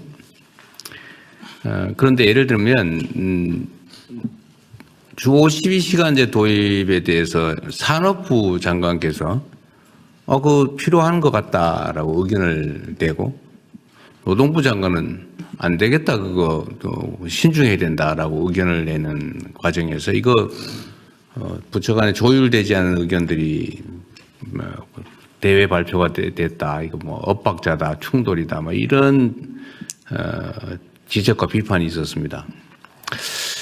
그런데 저는 이게 원칙에 관한 문제인데 투명 행정, 개방 행정, 또 한편으로 밀실 행정 이런 논란과 관련이 있어요. 좀 이게 원래 각 부처 간의 내부 의견을 다 조율한 다음에 외부에 다 정리된 의견, 이거 확정된 의견만 이렇게 내고 관철을 해가는 게 이게 사실은 과거에 지적받았던 밀실 행정이거든요. 그런데 예를 들면 개방된 투명한 행정을 하게 되면 초기 논의 단계부터 의견들을 자유롭게 내고 거기에 대해서 국민들이 또 의견을 또 감론을 막 내고 논쟁하고 그래서 이걸 조정해 가면서 결국은 일정한 결론에 이르는 이 과정이 원래는 가장 민주적이죠. 투명하고 개방적인 의사결정 과정 자체가 이렇게 다 국민에게 보여지는 거죠. 근데 이 과정 자체는 기본적으로 의견이 초기에는 다를 수밖에 없죠. 그리고 부처 간에 자꾸 엇박자 이런 얘기도 하는데 그게 예를 들면 옳지 않은 또는 부정한 나쁜 결과를 빚으면 모르겠는데 부처를 이렇게 따로 두는 이유는 각자가 그 전문성을 가지고 그 분야의 입장들을 내면서 이렇게 이런 회의나 이런 걸 통해서 조정해가고 그게 예를 들면 이견들이 좀 있으면 국무조정실이 조정하고 또 그게 예를 들면 쉽지 않으면 총리께서 조정하고 그게 안 되면 제가 하고 그게 영 안 되면 국민투표를 하든지 이런 과정을 거치면서 하나의 의견으로 모아가는 거죠. 이 5천만이 넘는 사람이 사는 세상에서 모든 문제들에 대해서 하나의 단일한 입장이 만들어지는 건 쉽지 않습니다. 그건 결국 자신들의 이야기를 자유롭게 개진하고 또 합리적인 논쟁과 토론을 통해서 수정하고 또 반영하고 그러면서 입장을 조율해 가는 거죠. 하나로. 그래서 이걸 민주적 과정이라고 봐야지 이게 부처 간의 의견이 다른 게 드러난다고 해가지고 그걸 마치 그렇게 하면 안 되는 것처럼 이렇게 하는 건 저는 좀 옳지 또 바람직하지 않다고 봅니다. 우리가 이 국무회의를 개방한 이유도 있죠. 우리가 뭐 정해진 최종 결론을 국민들께 제시하는 것만 하면 대변인 시켜서 하면 되지. 그 뭘로 이렇게 1시간씩, 2시간씩, 뭐 심지어 몇 시간씩 이렇게 논쟁을 하겠어요. 결정된 거 발표할 거면 서면으로 하고 하면 깔끔하죠. 근데 우리가 이렇게 얘기를 하는 거는 그 과정에서도 혹시라도 있을 수 있는 이견 또는 문제점들을 발견해내고 또 다른 의견들을 반영하고 또 수렴하기 위한 것이죠. 그래서 이거를 물론 그게 뭐 너무 과하거나 아니 이러면 문제가 되겠죠. 그런데 어떤 현안에 대한 의견들이 다른 점을 부처가 다른 입장을 가지고 있다고 해서 그걸 그 자체가 문제인 것처럼 하는 것은 좀 바람직하지 않은 것 같습니다. 또 한 가지는 우리가 이제 예를 들면 종전에 세제나 이런 걸 발표를 하잖아요. 우리 재경부 장관께서 아마 그 인터뷰를 어디다 하셨는데 그게 문제가 있다면 좀 우리가 반영해서 수정해 보겠다라고 입장을 낸 걸 가지고 뭐 누더기 만들었다 뭐 이게 일관성이 없다 뭐 이런 식의 또 비판이 있어요. 그런데 근데 그 문제도 사실은 비슷합니다. 우리가 어떤 정책 결정을 발표한 거하고 어떤 안을 발표한 건 다르죠. 어떤 안을 발표할 때는 의견을 듣는 거예요. 입법 예고를 하고 입법에 대한 이런 안이 정부의 생각이다. 우리끼리 내부에 논쟁한 결과다. 근데 이에 대해서 우리 국민들의 의견을 듣는다. 의견이 당연히 반론이 있겠죠. 반론이 있으면 그 반론을 받아들이는 게 바람직한 거지. 함부로 결정했으니까 그냥 그대로 고다. 이게 일관성이 있는 건가요? 그건 또 아니죠. 그러니까 이 일관성이나 포용성, 개방성이라고 하는 것을 하나의 단일한 잣대를 가지고 이렇게 그냥 비난을 위한 비난을 하게 되면 그 사회 문제 해결이 안 됩니다. 갈등만 격화되죠. 그래서 이래도 잘못, 앞으로 가도 잘못, 뒤로 가도 잘못, 서 있어도 잘못. 뭐 어쩌라는 거예요? 날아다니라는 건가? 사라지라는 얘기죠, 사실은. 존재 자체가 싫을 때 그렇게 표현하죠. 그러지 않으면 좋겠습니다. 그러니까 우리가 의견은 내고 또 다른 의견이 나오면 반영하고 타당하면 반영하는 게 옳은 태도죠. 물론 뭐 그럴 수 있죠. 완벽한 안을 내라 100% 절대로 수정할 필요가 없는 100% 안을 내라고 한다면 뭐 그건 뭐 요구일 수는 있지만 사실 사람이 그렇게 쉽지 않죠. 그런 게 어디 있겠습니까? 제가 자주 말씀드리지만 정책이라고 하는 것은 이론의 여지가 있고 다른 의견이 있기 때문에 정책인 거예요. 이견이 없는 명백한 그런 건 진리라고 하죠. 진리라고 합니다. 이 진리와 정책은 달라요. 정책은 다르기 때문에 의견이 다를 수 있기 때문에 정책이라고 하는 거죠. 그래서 그 말을 아까 소통 얘기를 해서 그 말씀 한번 드렸습니다. 우리가 확정된 안을 내고 무조건 일반적으로 밀어붙이거나 이렇게 하는 게 아니라 안을 낼 때는 이 변경의 여지가 있는 겁니다. 좀 미확정이라는 뜻이죠. 대체적인 내용이 정리된 것이다. 그리고 각 부처 간의 의견이 다른 거는 일부러 뭐 그렇게 막 바깥에 대고 할 필요는 없지만 자연스럽게 부처 간의 입장이 다른 것은 그 뭐 자연적인 현상이다. 그 피할 필요 없는 것 같아요. 특히 제가 자주 얘기하잖아요. 민주노총 출신의 노동부 장관. 저 이거 한다고 그때 걱정 많이 했거든요. 또 기업 임원 출신의 산업부 장관. 당연히 논쟁이죠. 저는 논쟁을 하라는 뜻입니다. 이 강요들이 논쟁을 해야 아주 나쁘게 심하게 얘기하면 다퉈야 국민들이 다투지 않습니다. 근데 강요들이 다투지 않으면 국민들이 싸우게 돼요. 입장 다른 사람들이. 기업인과 노동자들이 싸우잖아요. 그러지 않게 기업의 입장을 대표하는 산업부, 중소기업부, 그리고 노동자들 입장을 대변하는 노동부. 여기가 정책을 두고 여기서 치열하게 논쟁을 해야 현장에서 덜 다툰다 이 말입니다. 그런 취지라는 거 제가 한번 말씀드리고 싶었어요. 예, 대통령 말씀대로 이번 세제 개편안은 저희들이 이제 법안을 제출 안 해도 되는데. 그래서 꼭 좀 해야 되겠습니다. 꼭 좀 해야 되겠습니다. 예, 그래서 이제 경청 토론을 들어가지고 저희 세법이 많이 반영하고 그리고 저희들이 이제 세법안을 냈는데 이게 정부가 확정안이 아닙니다. 왜 입법 예고 기간입니까? 8월 3일에서 8월 20일까지 국민들로부터 우리가 낸 거에도 충분한 의견을 듣고 다시 한 번 더 리바이저 시켜가 또 국회에 제출하고 또 국회에서 또 의원들이 논의해서 또 수정하면서 보완하면서 이 완성도를 높여가는 과정입니다. 그래서 제가 말씀드린 것처럼 국민들께서 의견 주시면은 입법 예고 기간 동안에 무슨 의견 주셔도 좋습니다. 그래서 저희들이 또 그걸 또 수정 보완하겠다, 적극적으로 반영하겠다 이렇게 말씀드린 겁니다. 네. 재경부 장관님은 그거 아셔야 돼요. 세금 만지는 사람은 바꾸면 반드시 욕을 먹게 돼 있어요. 네? 바꿔서 혜택을 보는 쪽은 가만히 있고 네. 바꿔서 저 부담이 늘어나는 쪽은 엄청나게 반감을 가지게 돼 있습니다. 그러니까 무조건 기어서 다니세요. 네, 알겠습니다.